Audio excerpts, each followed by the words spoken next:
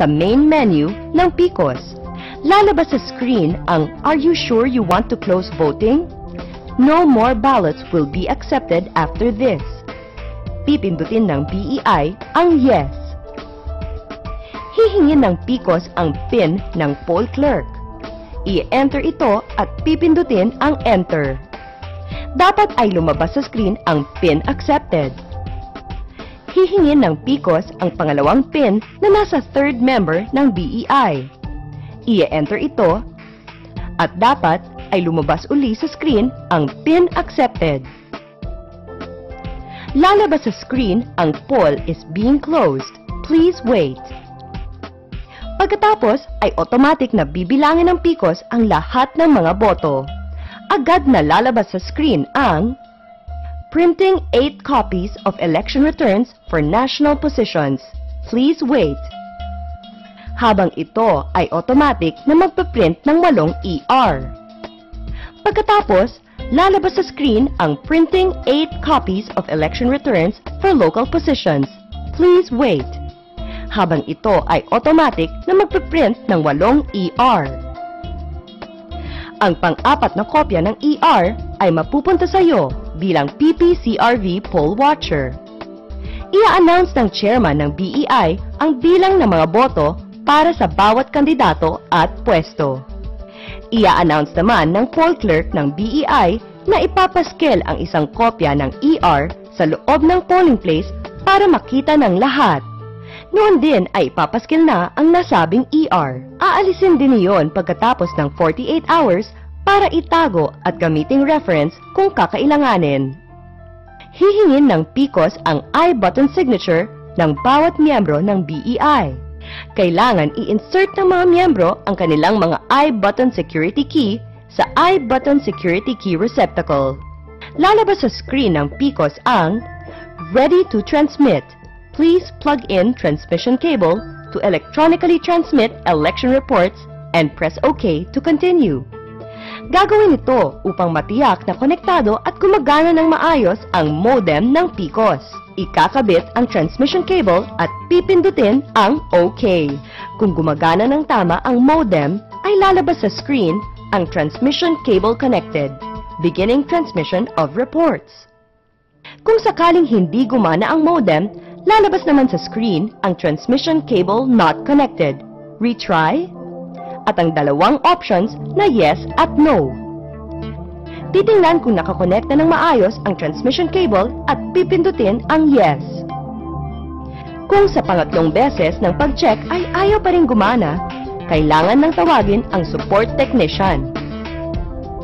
Kapag maayos naman ang koneksyon at gumagana na ang modem, lalabas sa screen ang "Transmission cable connected. Beginning transmission of reports." Pagkatapos ay lalabas sa screen ang "Electronically transmitting reports to name of Board of Canvassers server. Please wait." Kasunod ay "Election reports successfully transmitted to name of Board of Canvassers server."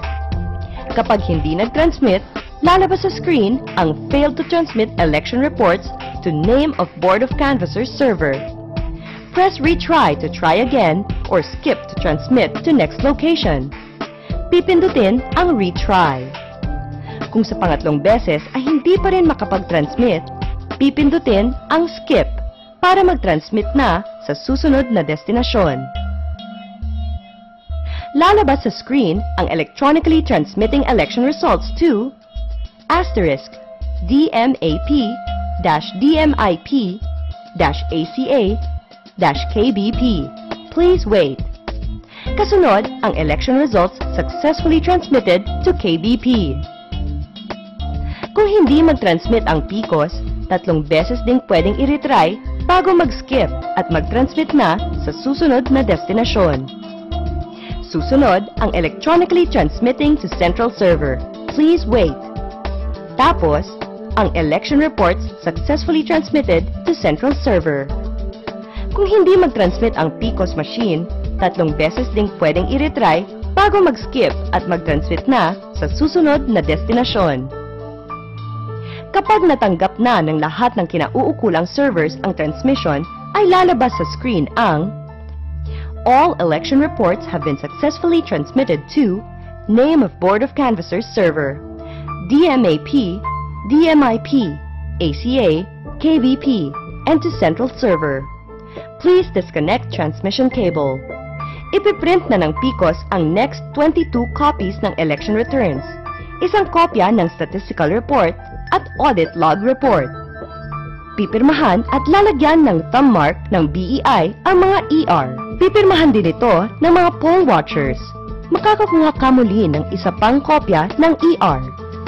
Dapat ay walang nabago sa mga entry kung ikukumpara sa naunang natanggap na ER.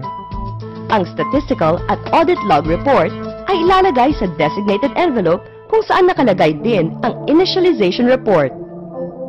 Tandaan, kung sakaling hindi ma-print o ma-transmit ang ER at hindi maayos ng operator ang problema, tatawagin ang technical support personnel na naka-assign sa voting center upang tumulong.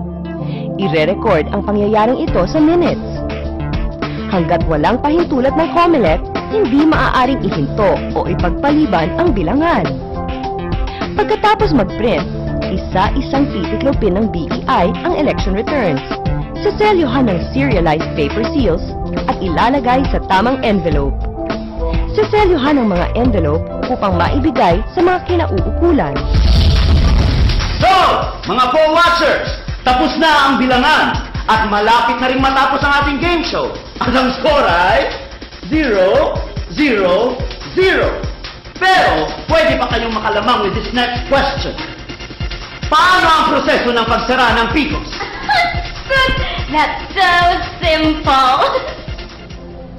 Ang pagsara ng mga PICOS. Pagkatapos matransmit lahat ng mga ER at maprint lahat ng mga reports, automatic na lalabas sa screen ang main menu. Pipindutin ng operator ang shutdown option. Automatic na magsha-shutdown ang PICOS. Wow! You get 5 points for that! Yes! Pero, bago tayo magtapos, meron ding extra points na makakasagot sa ating mga review questions.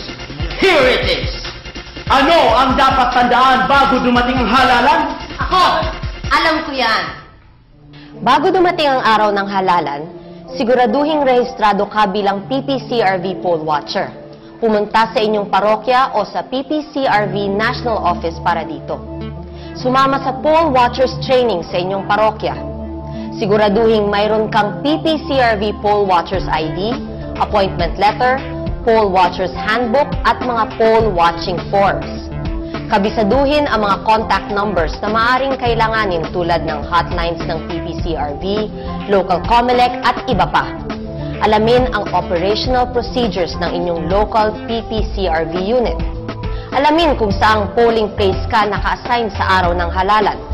Alamin din kung saan naroroon ang PPCRV Voters Assistance Desk. 5 points din for poll watcher number 1! Next question! Ano naman ang dapat tandaan sa araw ng halalan? Ako! Akala nyo kayo lang, no? Ha! Ako din! Sa araw ng halalan, dapat tandaan, dumating sa voting center bago mag-alas 6 ng umaga, dala ang mga sumusunod na gamit. COMELEC, PPCRV ID, poll watching handbook, ballpen, notebook, flashlight o kandila, lighter o posporo, calculator, camera. Pwede rin gamitin ang camera ng inyong cellphone, alcohol o acetone at bulak. Maging mapagmasid. Tignang mabuti kung tama at walang irregularidad ang proseso ng BEI sa pag-operate ng PICOS, pagbibigay ng balota sa mga botante at ang pagsubo ng mga balota sa PICOS. I-record sa pamamagitan ng inyong notebook o camera ang anumang irregularidad o pandarayang makikita alinsunod sa poll watchers handbook. Siguruhing mga authorized persons lang ang nasa